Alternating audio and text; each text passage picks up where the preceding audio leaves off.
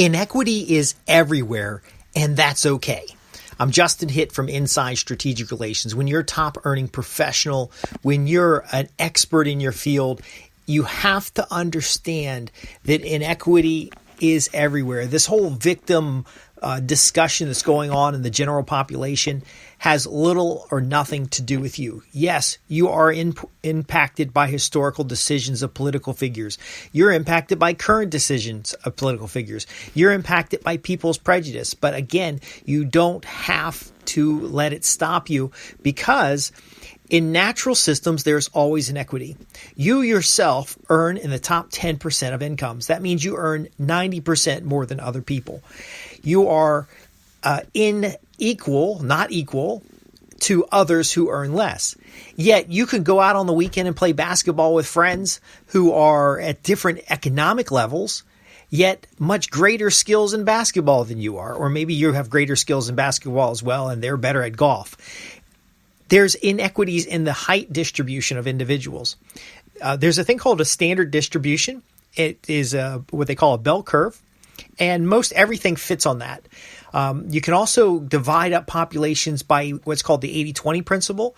20% of people are going to have significantly higher incomes than the 80% of people.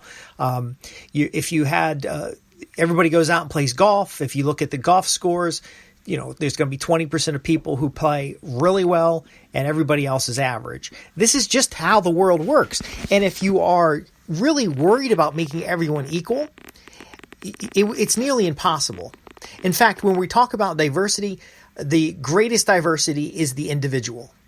So we are all different. We all have different characteristics. We all have different strengths, and we all have different weaknesses. In order to succeed in a society or in a group of relationships, you must understand that some people are going to be better at things than other people. Now, these are not biological characteristics. These are environmental and how much effort and skill somebody puts into something. It's their interest level. And when you're managing a small group, you've got to look at the outcome the group is destined to produce, the deliverables, and then go for the best resources available to you. It doesn't matter where they're located on the planet. It doesn't matter what their past experiences are. It doesn't matter who they work for today. You go find the best people to solve the problem at hand and get the results that you're looking for. Now, the results can't be to try to make things equal for everybody. Like, you don't go and round table a committee meeting and try to get everybody's input before you make a decision. Some people are more qualified than others to make a decision.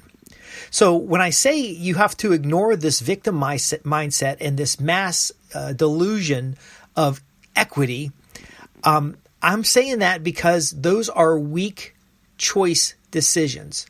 It is very easy to just say, well, I didn't get the promotion because I have X. It's very easy to make excuses. It's very difficult to say, look, I didn't get the promotion. What do I got to do to get the promotion? Where do I have to be to get the promotion? You've limited yourself in opportunities if you assume a victim stance. And on the other hand, if you assume that everybody should have equal outcomes, you miss the fact that some people are going to put more effort in than others. You can have somebody who is a literal genius solving massive problems, but they don't clean their house. They don't, dress nice. They don't do a lot of things, and they don't look like everybody else. But we don't care because they have that genius connection. They have that one trait. So almost what we've got to do when we ignore the victim mentality, when we ignore the mass delusion and the mass desire for everybody to be the same, we have to ask, where's that unique strength? What does this individual deliver to the team that I cannot get anywhere else? And how can I best utilize it? Now, there's a lot of folks in the world who have sufficient skills to function, and some have superior skills to function, and some have superior skills that actually have no function.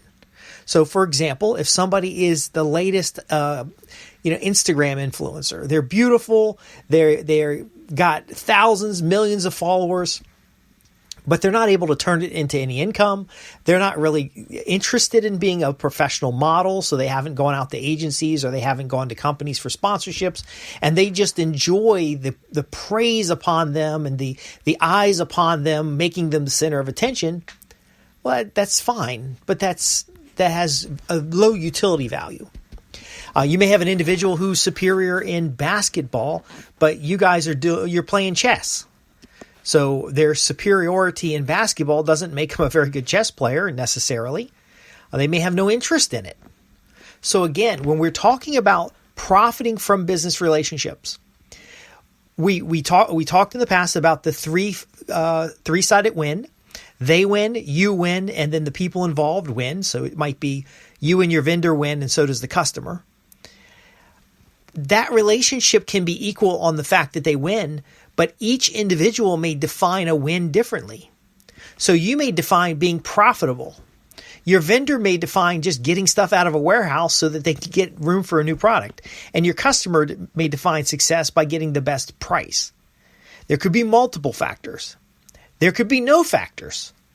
The point I'm making here, which is so critical to profiting from business relationships, is that if you're seeking equal outcomes for everybody involved, the larger the group gets, the harder it will be to do that.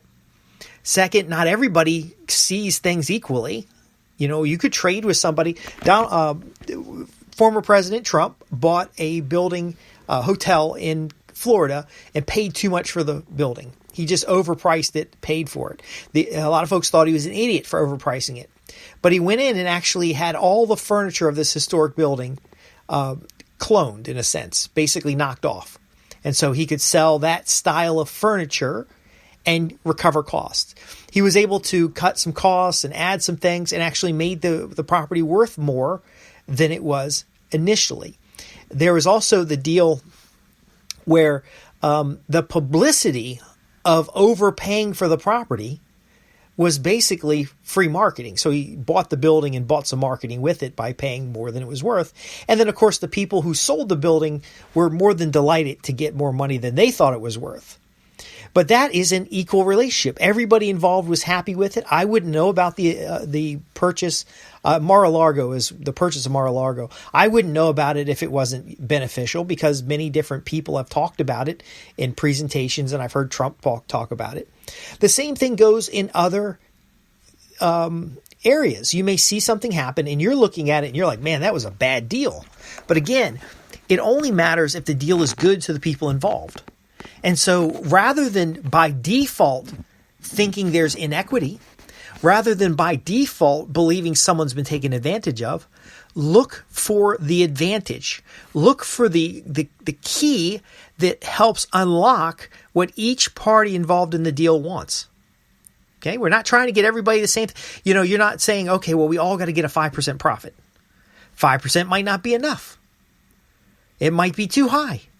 There are companies that sell product at a loss because there's back end to it. So Tesla can sell a vehicle at a loss because there's ongoing maintenance. And right now, Tesla is the only manufacturer of the parts. So they get you the car for cheap. The car breaks down. It needs new batteries in 5 years. It needs ongoing maintenance, software updates. Maybe he's selling it cheap to get you the car, but then there's all these add-ons before you actually close on the vehicle and receive it as delivered. Volkswagen did something similar where they had their base model, and then you can go in and update the model. You could even go and watch it being built at the factory. That seems unfair to an outsider, that they're selling their product below cost. That seems unfair. Maybe we ought to have a regulation about that. No, it's part of a strategy. So first, inequity is everywhere. It is a part of nature. It is a part of both biological characteristic, of effort of the individual, of the opportunities the individual had coming up. And yes, I will agree, there has been unfair situations in the past. However, if you stay with that unfair situation, you will continue to be a victim. Instead, you must look for the opportunity. You must look for the conditions that are based on your desired outcomes. See, another thing about equal outcome is who defines the outcome. I want to define my own outcome. I want the freedom in order to decide what I'm going to do next. And so if you don't have that freedom because someone is telling you how you should be, oh, you're a certain race and you're a certain height, so you ought to play basketball. Well, I don't want to play basketball. I want to play chess. Oh, you can't play chess because that's reserved for people of a different ethnic group and a different size. Do you see how this works? When someone forces equal outcomes.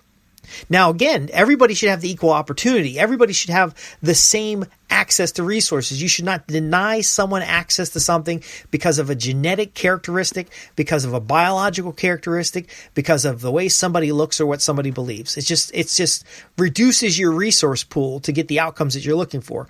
Instead, take every effort, every ounce of focus, and put it on the outcome that you desire. Now, it's useful if you find other people who desire the same outcome, or other people who could benefit from you achieving the outcome that you desire. But again, you've got to approach it that there's no equality ever. There's never been equality. There's always been a gap between those who earn a lot and those who earn very little. There's a gap between geographic locations and the rainfall for those locations. You have to be adaptable. You have to be clear thinking. And you need to make accurate decisions based on a victory for the stakeholders involved. Now, this doesn't mean that you purposefully hold someone back because they're not aligned with your goals and objectives. Now, you can simply ignore them because you got your plan. But ultimately, the more people you can involve, especially on the customer side, so the greater number of people you can serve, that increases your probability of a satisfactory outcome. Working with quality vendors, individuals that have legitimate strengths, individuals that are focused on solving problems instead of pointing out the problems, individuals who are thinking about situations in the mutual gain aspect. Those are the factors that guarantee success. Now, it could be a strategy because we do talk about a lot of things in the concept of perception. It could be a strategy of those who want to achieve to push other people down, kind of like crabs in a bucket. One crab starts to get out, the other crabs pull them back down again. It could be a factor of that, where people are screaming victimhood and they're screaming inequities and they're screaming that the government's got to do something. It could be a plan for some other thing that is nefarious, and none of that matters. What matters is the outcomes that you and your stakeholders are connected with. It is a matter of being a victor rather than a victim. It's a matter of creating opportunities for individuals. It's a matter of finding individuals and utilizing their talents, and then overall connecting those in a plan to produce results. Life isn't fair. We can't make it more fair because we are all individuals and we're all different. Thanks for listening. I'm Justin Hitt with Inside Strategic Relations. If you have any questions, visit www.insidestrategicrelations.com. I'll be happy to hear from you, and I'm here to help you transform business relationships into profits guaranteed.